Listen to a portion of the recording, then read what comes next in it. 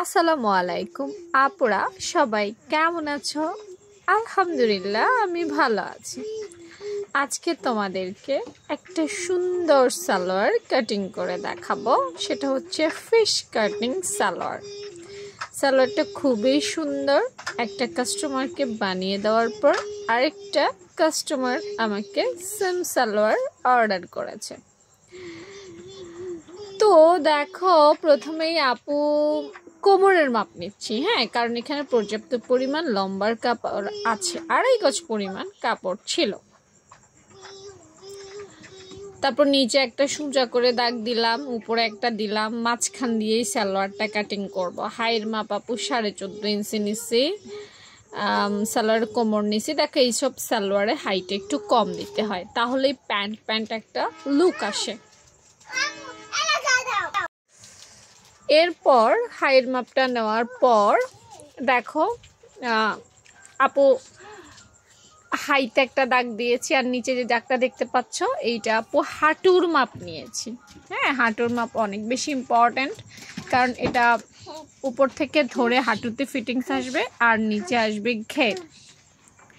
মাঝখানটা আপু আনুমানিক নিয়েছি আমার কাস্টমারের চয়েস অনুযায়ী, মানে আমার কাস্টমার আমাকে যা বলছে লুজ ফিটিংস করে বানাতে, খুব বেশি টাইটও না খুব বেশি লুজও না। তো কাস্টমার যেরকম বলবে সেরকম বানাইতে হবে, ভাই কাস্টমার টাকা দিবে, তাই না?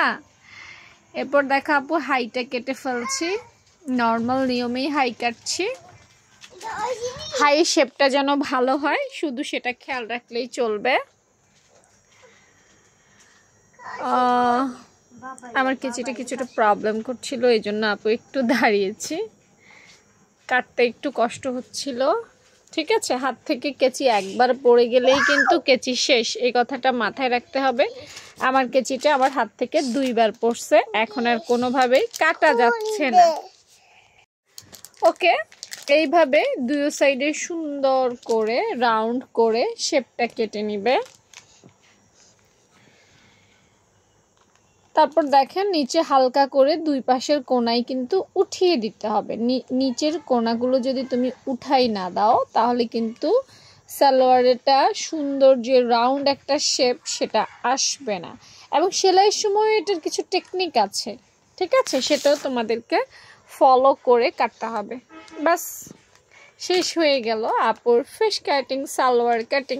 একদম ইজি করে দেখালাম। কেমন হয়েছে কমেন্ট সেকশনে জানাতে ভুলো না। আর নিত্য নতুন যে কোনো কাটিং দেখতে রোমাপুর পেজটা ফলো রাখো। গুড বাই বলো, গুড বাই বলো, আল্লাহ হাফেজ।